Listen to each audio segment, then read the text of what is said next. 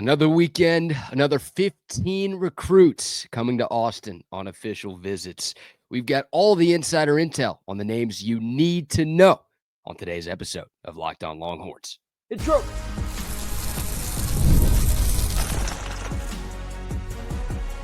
You are Locked On Longhorns, your daily podcast on the Texas Longhorns. Part of the Locked On Podcast Network, your team every day.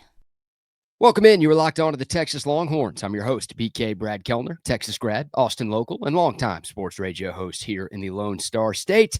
Thank you for making Locked On Longhorns a part of your day every single day. We're free and available wherever you get your podcasts and on YouTube as well.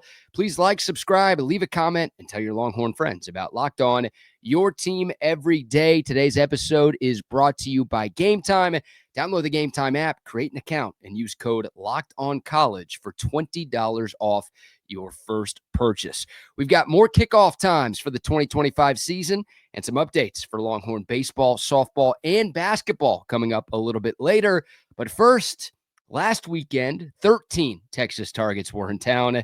This coming weekend, 15 more Texas targets in the class of 2026 will be here in Austin. And of course, last week went incredibly well for the Horns. Texas went into Friday with 2 of the 13 players already committed. Then 5 more players who were here went on to commit either last weekend or earlier this week. So that's a pretty good start to this crucial month of recruiting for Texas football. And if they can get 3, 4, 5, 6 players who are coming to town this weekend to commit at some point this month, yeah, this class that currently ranks 16th will be in the top 10 here very, very shortly. We don't have time to talk about all 15 visitors, but we do have time for 4.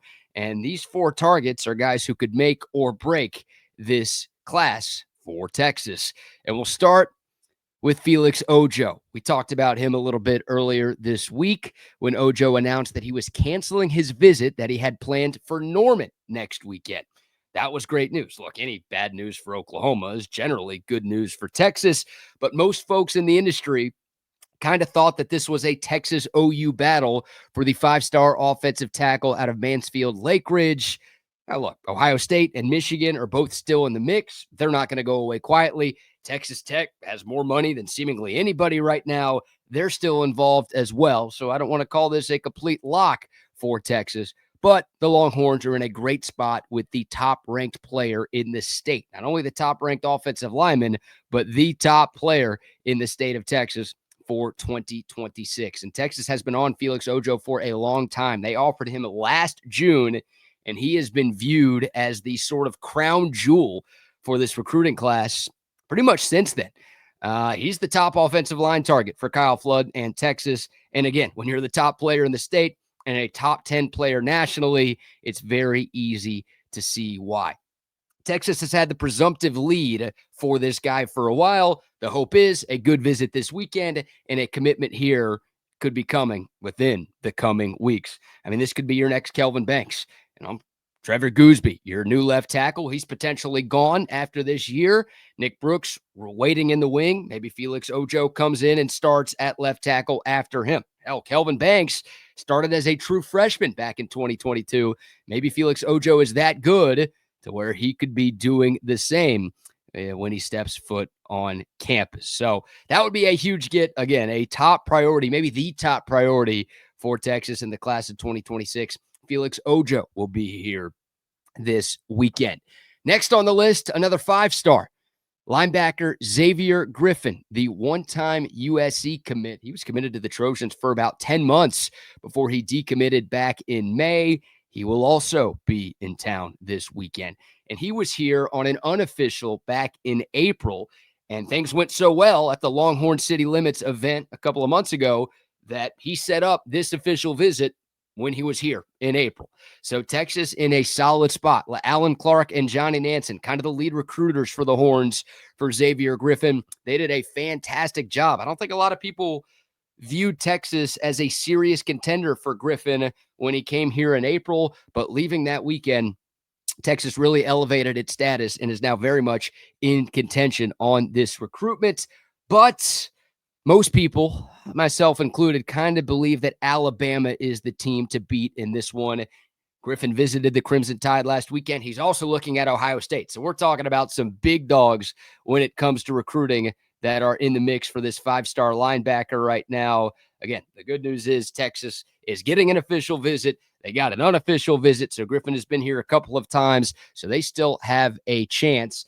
And Griffin is committing on June 29th. So we are going to get our answer here soon from the state of Georgia. We'll see if Texas can do enough to overtake Alabama here. He's a top 30 player in the country. He is the number 2 linebacker in this class, 6'3", 200 pounds, a phenomenal athlete. He's a multi-sport star in high school, puts up some ridiculous basketball numbers. He is a sideline-to-sideline kind of linebacker who can play a couple of different positions. You can line him up off the edge. You can put him as an off-ball backer, and you could really trot him anywhere out on the field, and he is going to make some things happen. So a guy that Texas and a number of other schools across the country are prioritizing very highly, and you turn on the tape and you can see why.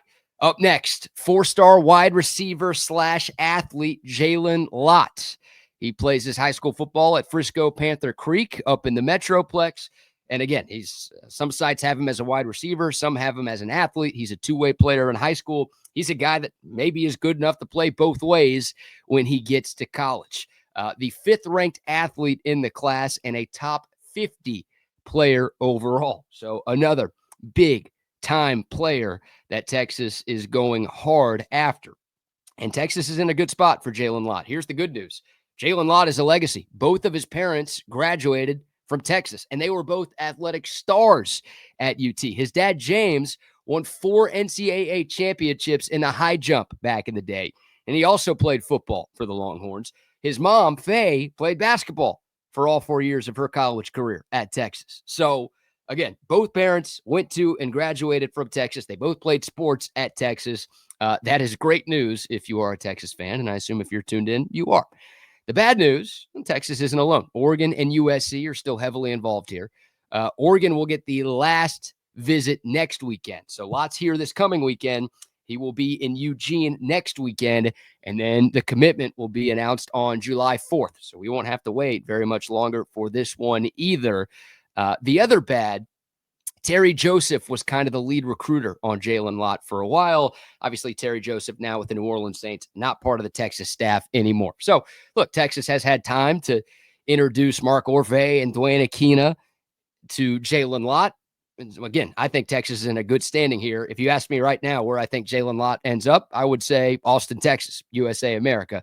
But Terry Joseph, the primary recruiter, obviously not here anymore. So, that maybe dropped Texas a peg or two for a little while, but they've had time to get back in the good graces of this stud athlete who, like his dad, a great high jumper and a great long jumper. He's a state medalist in both, has great ball skills. He's not super fast guy who just runs around and gets open. This guy's a good route runner. He's got great ball skills, and he's got the speed to run away from people as well. Huge pickup if Texas can get him a 2-way player, but probably a wide receiver. But again, you're talking about a guy who can play both ways, potentially at a place like Texas. I think that tells you the type of freak athlete that Jaylen Lot is. So that's number 3. Last but not least for today's episode, the 4-star defensive lineman Bryce Wright. Texas has been crushing it on the D-line lately. 2 commits in the past week with Dylan Berryman and Corey Wells. Both of those guys are out of state. Guess what? Bryce Wright, out of state from Georgia. He's a 4-star on some sites. He's a 5-star on some sites. He is the 3rd-ranked defensive lineman in the class. He's a top 40 player overall. He's really, really good. I feel like for the sake of being nice, we can call Bryce Wright a 5-star. He's visited Austin a bunch, and Texas has been recruiting him a long time. I mean, Texas has been recruiting Bryce Wright just about as long as any defensive player that they've targeted in this 26 cycle. That's the good. Well, the bad, Texas isn't alone. Clemson is very involved. I think they are the leader in the clubhouse right now. I think they have been for a while. Miami's in the mix. We know they've got NIL and plenty of resources. Texas A&M is involved here. You understand why. 6'4", 250. 250, not really the ideal weight for a defensive lineman, but obviously he can put on more weight and he is strong. He can push the pocket. He plays with high energy. There's a lot to like about Bryce Wright's game. That's why he's a top 40 player in the nation. Another guy who's going to be committing on July 4th. So he's got a couple more visits to take. He'll be in town this weekend. We'll see if Texas can do enough to get that commitment on Independence Day. Another guy you'd love to land. I mean, Texas, again, doing a great job on the D-line right now. We've talked about Lamar Brown, the 5-star, being in the mix as well. If he comes, that'd be great. Bryce Wright, you get one of those guys, you're in a fantastic spot. If you get both of those guys, then this could go down as one of the best defensive line classes in recruiting history. So uphill battle. Again, a lot of competition, but those are 4 names you need to know who will be in town this weekend. If Texas lands 2, 3, obviously 4 of those guys, we could be talking about the Longhorns landing the number 1 class in America for the 2nd consecutive year. All right, who did I miss? And what are your thoughts on those 4 guys that I didn't miss? Comment below with your thoughts. Hopefully this video is okay. StreamYard's been acting up all day long. Google Cloud's been a mess. I think all of you have dealt with it in some form or fashion today. So hopefully the sound and the video quality are okay. And hopefully this thing is recording in general. All right, let's shift gears here. We've got more kick times for the upcoming Texas football season. Some of them are good. Some of them are just kind of confusing. We'll talk about it when we come back right here on Locked On Longhorns. But first, a word for our friends at Game Time. Oh, man, what a game in the NBA Finals last night. Indiana going up 2-1 on Oklahoma City. There's nothing like the NBA Finals. If you want to attend one of these NBA Finals games in person, head over to Game Time. And, of course, it's not just the NBA.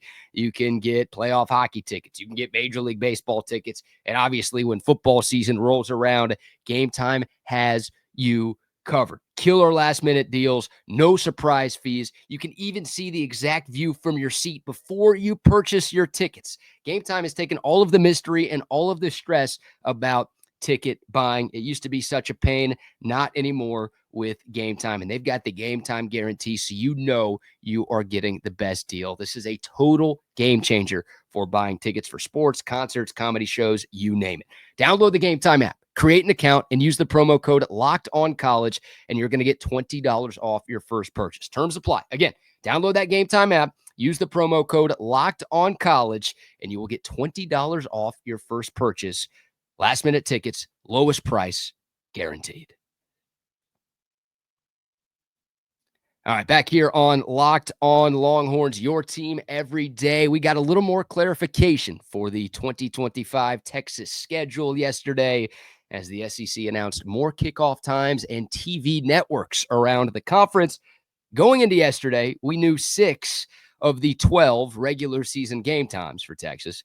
Now we've got a few more details on when the Horns will be taking the field in 2025. We already knew, you know what, let's do a little visual aid here.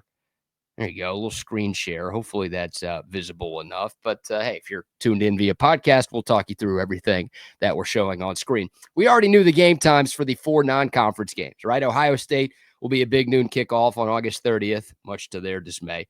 San Jose State, the home opener, will also be an 11 a.m. kick. The UTEP game in week 3 will be at 3:15, and then the non-con finale against Sam Houston will be under the lights at DKR. That's a 7 o'clock kick. We knew those. We also knew the kick times for the 2 big rivalry games, right? Oklahoma will be 2:30 for the 2nd consecutive year at the Cotton Bowl on October 11th. And then the A&M game will be Black Friday night, 6:30 p.m. kick here in Austin, of course, the day after Turkey Day. So what did we learn yesterday? Here's the screen share. We only got one more official kick time announcement, and that's for the Vanderbilt game here in Austin on November 1st. That will be an 11 a.m. kickoff. The remaining 5 SEC games were given either a flex or a night label. So let's just go in order here. The SEC opener at Florida on October 4th, that is a flex game, meaning it will be either in the afternoon or at night. It will not be an 11 a.m. kick. It's either going to be 2:30 to 3:30 in the afternoon or 5 to 7 at night. All of these times Central. The Kentucky game, the week after OU, that is a night game, 5 to 7 at Kroger Field. I find that interesting because Kentucky is not expected to be very good this year. I think when we get the SEC preseason poll next month following media days, Kentucky is going to be picked second to last ahead of only Mississippi State. We'll see if I'm wrong on that, but Kentucky coming off of a down year, feels like everybody wants Stoops fired. That program is trending in the wrong direction. So, look, if you are going to have to play a road game at night, that's about as favorable as a matchup as you could ask for if you're Texas. I'm a little surprised, though, that they're gifting Kentucky a night game. I think that has a lot more to do with the state of the Longhorns than the state of the Wildcats right now. After that, another flex game when the Longhorns head to Stark Vegas to play Mississippi State. So, again, another afternoon or night game dealing with the Cowbells out there. You've got the Vanderbilt game at 11 and a bye week after that. The Georgia game is also a flex game. That's got to be a night game, right? Texas and Georgia, those two blue blood programs, they played the game here at night last year. It only feels fitting that should be a night game in Athens this coming season. And it's pretty late in the year. It's week 10. We'll know more about those teams by the time we get there. But I have a hard time believing that both Texas and Georgia won't very much be in the mix for Atlanta for the SEC title game, but also for a very high seed in the college football playoff. Like, odds are that's a top 10 matchup. It might be a top 5 matchup.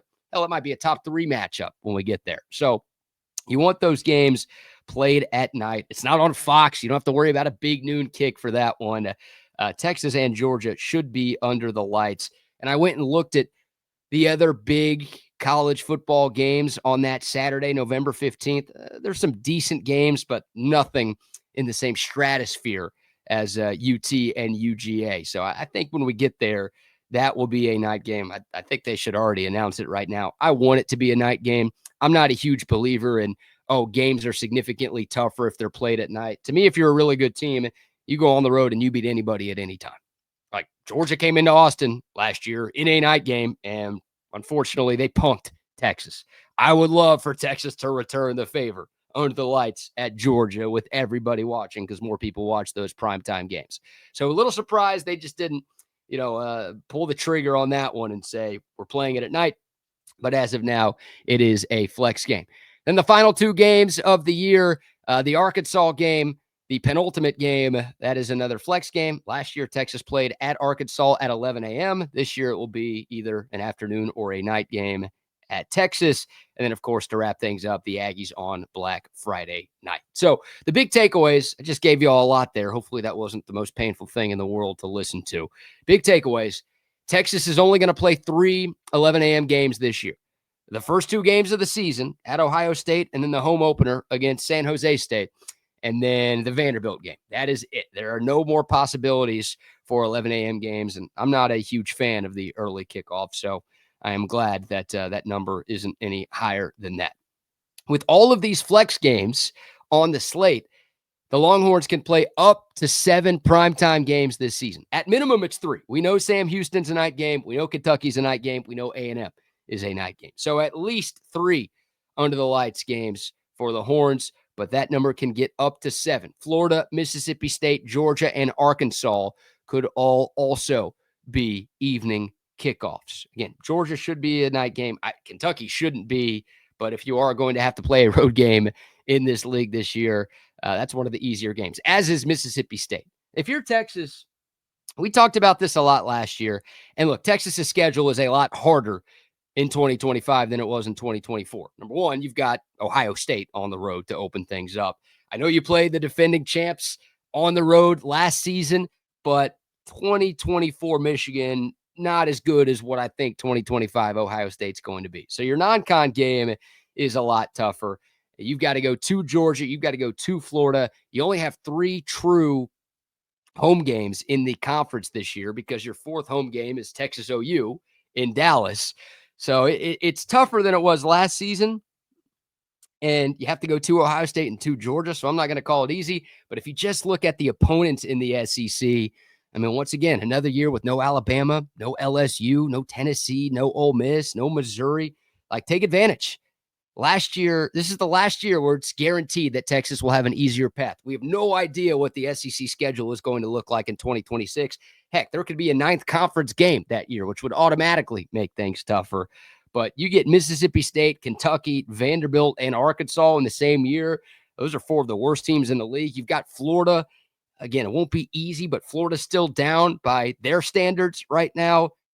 Texas took advantage in year one. They made it to the SEC title game. Unfortunately, they couldn't win it there, but you can only control your regular season games as of right now. It's shaping up nicely for Texas to get another trip to Mercedes-Benz Stadium in early December to try to win an SEC title. So not quite as easy and favorable as last year, but still golden opportunities looking at this picture for Texas football here in 2025. Can I unscreen share? Boom. There we go. All right. We'll take your thoughts. Comment below. What do you think of Texas's schedule? What do you think of those kick time announcements? Always love hearing from y'all. Let's do a quick Around the 40 segment here. We've got news from Texas basketball, Texas baseball, Texas softball. And we'll give them all to you, if I can speak. Coming up next right here on Locked On Longhorns.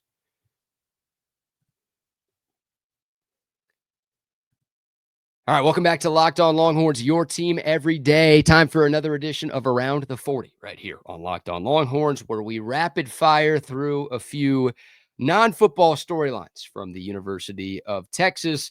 We'll start with Texas softball, right? They did just win the national championship, so they've earned first dibs today. Mike Wright, coming off of his first national title as a head coach, he's already put together a really impressive recruiting class in 2025 that will be here for the 2026 season. The class now looks even better because earlier this week, Texas signee Hannah Wells was named Gatorade National Player of the Year for 2024-2025. Not Gatorade National Player of her city, of the state of Texas. No, the best high school softball player in the country is coming to UT. Hannah Wells is from Texas. She played her high school ball at Coahoma High, which Coahoma is a very small Texas town, kind of near Midland, Odessa. No, I did not know that before doing research before today's show. Kind of halfway between Abilene and Midland, Odessa. You probably don't care. But you might care about some of the numbers she put up at her high school. I mean, video game stuff here. First of all, she led her team to 3 straight high school state championships. So that's pretty good. But the numbers. As a pitcher, Wells went 22-1 with a 0.44 ERA and 258 strikeouts in 127 2/3 innings pitched last year. She recorded 67% of her outs by way of strikeout. She started 23 games. She had 15 shutouts in those 23 starts, 1 no-hitter and 2 perfect games. Obviously, no hits and no walks. That's just pitching. She also batted .602 with 75 RBIs and a state single-season record 31 home runs. She had 86 homers in her college career. In her high school career, she had 31 last year, about 48 extra base hits and just 108 at-bats with an OPS of 2287. Yeah, elite pitcher, elite hitter. And she was a top 10 recruit nationally, both as a pitcher and as a hitter. So she's a stud. She's like the Travis Hunter of college softball, and she's coming to Texas. By the way, the only other Longhorn signee ever to be named Gatorade National Player of the Year in high school, Kat Osterman, back in 2001. Yeah, the GOAT of Texas softball, one of the greatest softball players ever. So great company for Hannah Wells to be in. Cannot wait to get her back on campus. Buy stock in Texas softball if you haven't already. Over to Texas baseball real quick. More accolades coming in for the freshman sensation, Dylan the Praying Mantis Volantis. He was named an All-American by the National Collegiate Baseball Writers Association yesterday. Rylan Galvan also made the 3rd team as well. But for Dylan Volantis, this is nothing new. He was also named a perfect game All-American last week. He's been named a freshman All-American by a few different outlets. He's also up for National Pitcher of the Year and Stopper of the Year awards in college baseball. He was incredible in his first year on the 40, led the SEC in ERA, whip, batting average against, and saves. Excited to see what he does for an encore in year 2.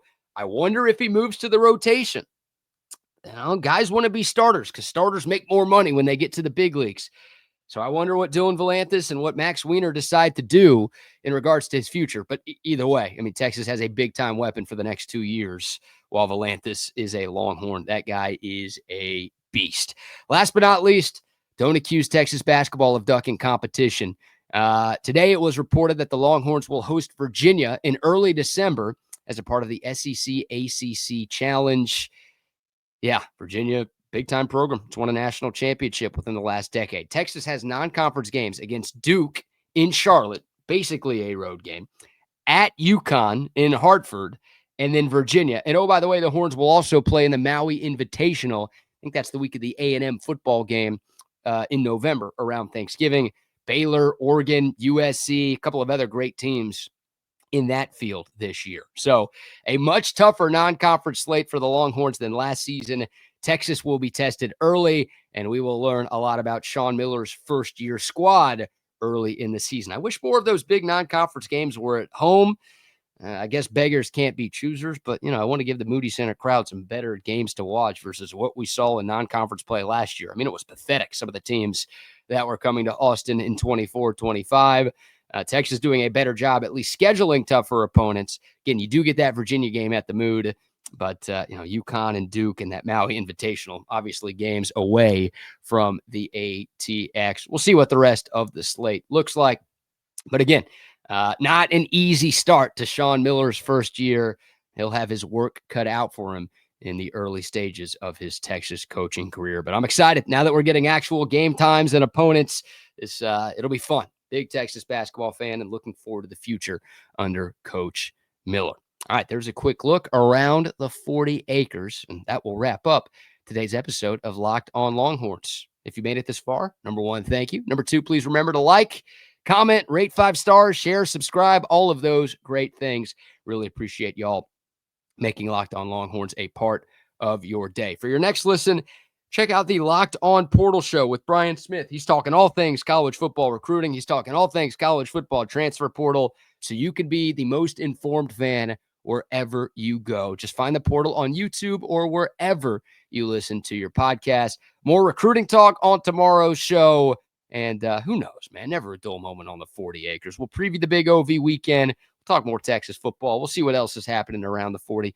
We got it all right here on Locked On Longhorns. But that'll do it for today's show. Until next time, horns up, mic's off. We'll see y'all soon. This is Locked On Longhorns.